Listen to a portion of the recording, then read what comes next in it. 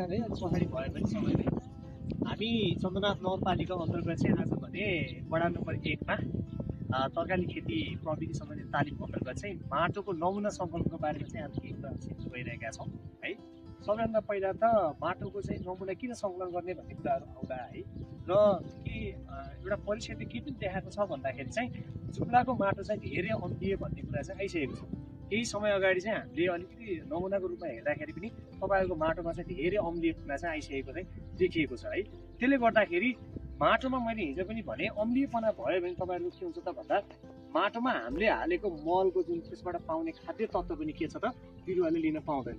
हामीले चाहिँ के गरेर हुन्छौँ त मल भनेर राखिरहेको चाहिँ हुन्छौँ, तर मल हुँदा हुँदै पनि के हुन्छ त भन्दाखेरि बिरुवाले चाहिँ तपाईँहरूको खाद्य तत्त्व चाहिँ लिन पाउँदैन है। एउटा पिएच मान चाहिँ तपाईँको 0 देखि 14 हुन्छ है। त्यो 0 देखि 14 को पिएच मानमा यदि ठ्याक्क तपाईँको के छ त 6.5 देखि 7.5 अर्थात् 7 भयो भने सबैभन्दा राम्रो। त्यसमा चाहिँ तपाईँको नाइट्रोजन, फस्फोरस होइन, पोटासियम, सल्फर, म्याग्नेसियम जस्ता खाद्य तत्त्वहरू चाहिँ मजाले बिरुवाले लिन्छ। तर के छ त हाम्रो चाहिँ अलिकति कम्लिएछ, 7 भन्दा कम छ, अर्थात् तपाईँको 5 तिर अथवा 4.5 देखि 5 तिर छ। त्यसले गर्दा के हुँदो रहेछ त जस्तै नाइट्रोजन, फस्फोरस, पोटास जस्ता खाद्य तत्त्व चाहिँ बिरुवाले चाहिँ लिन नपाउने रहेछ। त्यो कारणले गर्दाखेरि हामीले हाम्रो माटो स्वास्थ्य बनाएको बलमा के छ त बिरुवालाई पनि के हुन्छ, बिरुवा पनि स्वस्थ हुन्छ, हाम्रो उत्पादन पनि बढ्छ, उत्पादकता पनि बढ्छ। त्यो कारणले गर्दाखेरि चाहिँ माटो परीक्षण चाहिँ एकदमै के छ त आवश्यक छ है। र आज म तपाईँहरूलाई अर्को कुरा के भन्छु भने अब माटो परीक्षण कहिले कहिले गर्ने भन्ने कुरा आउँदा कति समयमा गर्ने, यहाँमध्ये कसैजनाले गर्नुभएको छ र माटो परीक्षण अहिलेसम्म? कसैले छ त कसैले पनि छैन होइन। सामान्यतया हाम्रो है सकिन्छ भने वर्षको एकपटक गर्ने हो, तर त्यो पनि सकिँदैन भने कम्तीमा 3 वर्षको एकपटक चाहिँ हामी के गर्नुपर्छ त माटो परीक्षण अनिवार्य गराउनुपर्छ। अब कहिले गर्ने भन्ने कुरा आउला, कहिले गर्नु पर्ला माटो परीक्षण अब गर्नुहोस् त, कहिले गर्दाखेरि सबैभन्दा उचित हुन्छ होला?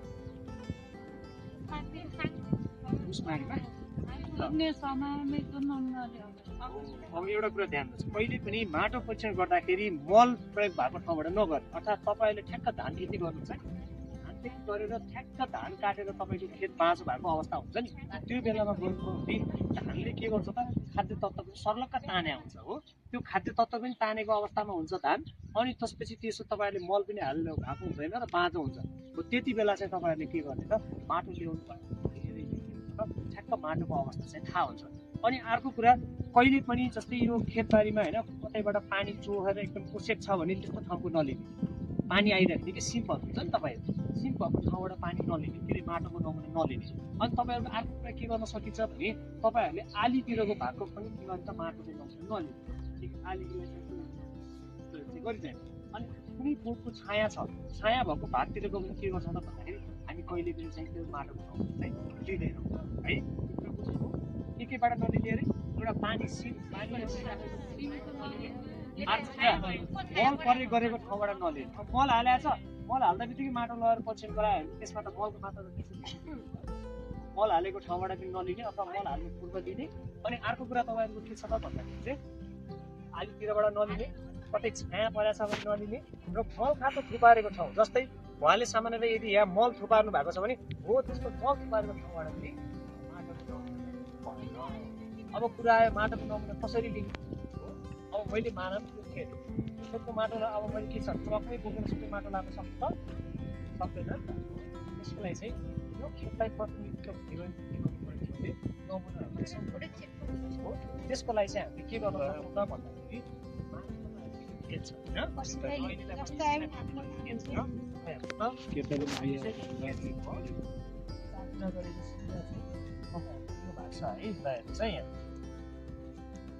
यो 8वटा ढाब हो। यसरी चाहिँ तपाईँहरूको यो च्याउको फुल चाहिँ ढाब हो, त्यही है ल हेर्नुहोस् है यहाँ। अब यो तपाईँहरूको खेत भयो हो। त मानव मैले के भनेको थिएँ अघि नै यो चिसो भाग रहेछ भने यसलाई हामी छोडिदिन्छौँ, अनि यताको यो आलीको भाग पनि हामीले छोडिदिन्छौँ। तपाईँले यो मानव यो छाया परेको भाग पनि तपाईँले छोडिदिनु भयो, यति चाहिँ तपाईँले मल जम्मा गर्नुभएको थियो यो पनि छोडिदिनु भयो। अब मसँग कति रहेछ यति बाँकी रह्यो हो त्यो भागमा। अब मैले यहाँको मात्रै माटो लगाएर भयो त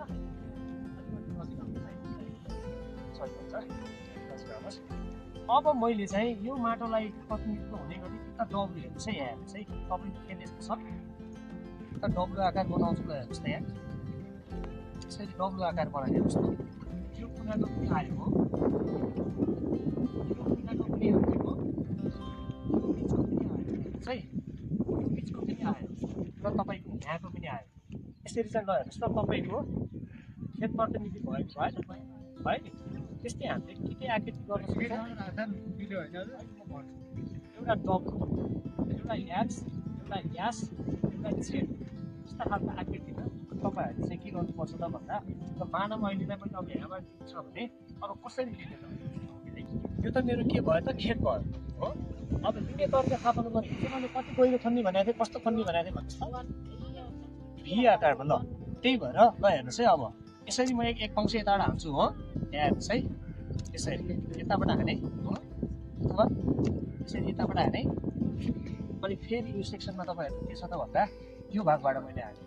अब हाम्रो मैले हिजो कति भनेको थिएँ, 8 देखि 10 चाहिँ के गर्नु पऱ्यो त, गहिरो हुनु पऱ्यो। हेर्नु सरकारी बालीहरू जति पनि छ नि चाहिँ अवस्था थाहा हुन्छ। तर तपाईँहरूले चाहिँ फलफुल लाउने हो भने चाहिँ हामीले किनेको खाल्टो खोलेर विभिन्न 30, 60, 90 सेन्टिमिटरबाट चाहिँ लिन्छौँ है। यसरी चाहिँ मैले के गरेँ त, यो आकृतिको चाहिँ तपाईँहरूको के गरेँ, खाल्टो खोलेँ। अब भी बनाइसकेपछि यो साइड हेर्नुहोस् त, सबै देख्नु भएको छ, यता हेर्नुहोस् है, यो साइडबाट यसरी तलैसम्म कोतार्ने, भीको भाग हेर्नु त, माथिबाट तलसम्म यसरी कोतार्ने हो। अनि ट्याक्कै यो माटोलाई टिपेर फेरि हाल्छौँ, यो छ यता राख्ने हो। अनि वल्लो साइडको पनि तपाईँहरू के गर्छौँ त भन्दा, माथिबाट तलसम्म यसरी के गर्छौँ त, ताच्छौँ हो। माथिबाट तलसम्म ताछेर के भयो त, माथिबाट तलसम्मकै माटो पापेर चाहिँ दिने होइन है। यसलाई चाहिँ हामीले यहाँ राख्ने हो, चाहिँ हामीले एक ठाउँको भयो। तर अब मलाई यहाँ अर्को ठाउँको पनि लिनु छ नि त, किनकि खेतलाई प्रतिनिधि गर्छौँ एकजनाले गर्नुहोस् त। यसरी चाहिँ हामी भी आकृतिको बनायौँ। अनि त्यसपछि के गर्छौँ ल भन्नुहोस् त, अब यस्तो ट्याक्कोबाट यताको साइडबाट तलदेखि माथिसम्म हुने गरी चाहिँ त्यसरी माटो निकाल्यो होइन। र त्यसलाई चाहिँ हामीले के गऱ्यौँ त, कुनै एउटा भाँडामा चाहिँ जम्मा गऱ्यो होइन त, त्यसरी चाहिँ जम्मा गऱ्यो। अनि के छ त, अर्को साइडबाट पनि हामीले के गऱ्यौँ त, त्यसरी तलदेखि माथिसम्म हुने गरी चाहिँ निकाल्यौँ होइन। ठाउँबाट चाहिँ जम्मा गर्नु हो, 3 ठाउँबाट जम्मा गर्दा त हाम्रो यति भयो। के छ, अब यत्तिकै लिएर जाने हो त, माटोलाई यत्तिकै लिएर जाने हो त होइन हो। यहाँका तपाईँहरूको के छ त, यी जति पनि छन् नि झारपातहरू, अलिकति जराहरू हुन सक्छन्, साना साना ढुङ्गाहरू हुन सक्छन्, त्यस्ता चिजहरू चाहिँ के गर्नु पर्यो त, सबै हटाएर सक्नुहुन्छ भने चाहिँ त्यो कारणले नै पुरै चालेर लाँदाखेरि चाहिँ एकदमै राम्रो हुन्छ है। र अनि अर्को कुरा, अब यो माटो त हामीले कति लाने भन्ने कुरो पनि होला हो। तपाईँको परीक्षण गर्न ल्याबमा लानको लागि कति लाने मात्रा भन्ने कुरा पनि आउँछ नि त हो। त्यसको लागि चाहिँ हामी लगभग आधा किलो, कति आधा किलो। अब यो त हेर्नुहोस् त, आधा किलोभन्दा बढी पनि हुनसक्छ। त्यही भएर त्यस्तो खण्डमा चाहिँ तपाईँहरू यसलाई चाहिँ कम गर्ने तरिका पनि छ कि। र मानव तपाईँहरूले गोलो आकृति अथवा तपाईँको यो आयतकार आकृतिमा यसरी माटोलाई चाहिँ के गर्ने त, बाँड्ने। हेर्नुहोस् है, यहाँ ध्यान दिनुहोस् है, अहिले यो आयतकार भएर मैले आयतकारै गराएँ है। यसरी तपाईँहरूले के गर्नुहुन्छ, फिजाएर सिधा के चारतिर बराबर, अथवा गोलो बनाए पनि भयो, अथवा यस्तो के गरेर चौडा बनाए पनि भयो हो। यसरी मैले के गरेँ त, यस्तो बनाएँ। हेर्नुहोस् है, अहिले मैले यहाँ यो हुन्छ। अब यसलाई मैले ठ्याक्क के गर्छु त, 4 भाग लाउँछु हो। यसरी चाहिँ के गर्छु, मैले 4 भाग लाउँछु र बराबर हुनुपर्छ है। यसरी मैले ठ्याक्क के गर्छु त, यसलाई 4 भाग लाउँछु। अब ठ्याक्क तपाईँको यो 4 भाग लगाएकोलाई यो यताको 1 भाग फाल्छु, उल्टोतिरको ठ्याक्कै यो यताको फाल्छु। ल हेर्नुहोस् त, ठ्याक्कै आधा भयो कि भएन, माटो भयो, लगभग भयो कि भएन। यसरी अब फेरि यसलाई मैले नजिक ल्याउँछु। अझै यदि घटाउनु छ भने यो त अहिले हाम्रो थोरै भएको कारणले लगभग आधा किलो जति पुगेको छ। तर यसैलाई तपाईँहरूले हेर्नुहोस् त, यस्तो गोलो आकृति बनाउने अझै घटाउनु पऱ्यो अरे मलाई होइन। यसरी तपाईँहरूले सुप्पोमा अथवा भुइँमै पनि यसरी गोलो अथवा अघि बनाए जस्तो 4 पाटे बनाएर ठ्याक्क बिचबाट चाहिँ 4 भाग लगाउनु। अघि नै यता र यता फालेको थिएँ, अब मैले यता र यताको फाल्छु हो। अब यताको फाल्छु, त्यसलाई पनि न्याय गर्नु पर्यो के, अन्याय गर्नु भयो। एकतिर एकातिर फालेको छ भने अर्को पटक अर्कोतिर फाल्ने होइन। हेर्नुहोस् त, हाम्रो माटो कति कम भइसक्यो ल। अब यति चाहिँ हाम्रो माटो चाहिँ लगभग ल्याबमा लाने गरी चाहिँ भयो हो। यसरी चाहिँ हामीले 4 भाग लगाएर माटोलाई कम गर्न सक्छौँ। मैले फेरि पनि भने, लानुभन्दा अगाडि ढुङ्गाहरू हटाउने, जराहरू हटाउने, मजाले चाल्ने। अनि के छ, अनि यसलाई लगाएर घाममा सुकाउने हो त। अब सुकाउने हो कि होइन घाममा, होइन। यसलाई यसरी घाममा सुकायो भने त्यसमा भएको खाद्य तत्त्वहरू चाहिँ उडेर जान सक्छ। यसलाई चाहिँ छायामा अथवा आफ्नो खाटमुनि अथवा छायामा चाहिँ अलिकति फिजाएर चाहिँ राख्न सक्नुहुन्छ, तर घाममा चाहिँ सुकाउनु भएन। अनि अर्को कुरा भनेको अब के छ त, प्लास्टिकमा हालेर त्यतिकै के लेखेर पठाउनु पर्छ? आफ्नो नाम नसुन्नुहोस् है, आफ्नो नाम, आफ्नो ठेगाना होइन, योभन्दा पहिला लगाएको बाली, अब के अरे लगाउन चाहेको बाली र मलखाद के कस्ता मलखादहरू प्रयोग गरेका छ त्यो सबै कुरा लेखेर एउटा चिठ्ठी र चाहिँ तपाईँहरूको पहिला एउटा प्लास्टिकमा माटो हाल्ने, त्यसभन्दाको बाहिर प्लास्टिकमा फेरि के हुने त हो चिटकोर हालेर डबल प्लास्टिक बनाएर बल्न चाहिँ सम्बन्धित कृषि शाखा हुन्छ कि कृषि विकास कार्यालय हुन्छ कि अथवा अन्य संस्था हुन्छ त्यहाँ चाहिँ लगेर दिने। त्यो दिइसकेपछि तपाईँहरूलाई एउटा कार्ड आउँछ, अम्लीय छ भने चाहिँ तपाईँहरूले पर्ने हुनसक्छ। त्यसरी चाहिँ माटोको अवस्था चाहिँ थाहा हुन्छ। ठिक छ हजुर। अब परीक्षण कहाँ हुन्छ? एकदम राम्रो प्रश्न। परीक्षण चाहिँ हाम्रो शाखामा के हुन्छ त भन्दाखेरि चाहिँ छनलाई छ हो, तर हाम्रो शाखामा चाहिँ ठ्याक्कै यति छ भनेर किटान गर्ने चाहिँ छैन। अलिकति कम रहेछ, अलिकति धेरै रहेछ भन्ने मात्रै छ। त्यही भएर तपाईँहरू सुर्खेत जाने बेलामा यदि कोही सुर्खेत नेपालगञ्ज झर्नुहुन्छ भने सुर्खेतमा चाहिँ तपाईँहरूको एकीकृत प्रयोगशाला भनेर छ, 400 रुपियाँ लिन्छ।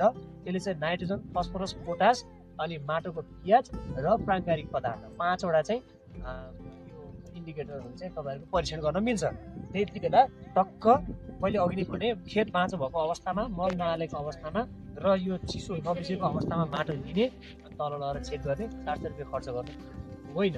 भोलि पर्सि अब हामीले सक्यौँ भने चाहिँ कार्यक्रमहरू ल्याएर यही गराउँ। ठिक छ, बुझ्नुभयो नि होइन? सबैजनाले क्लियर भयो? लस।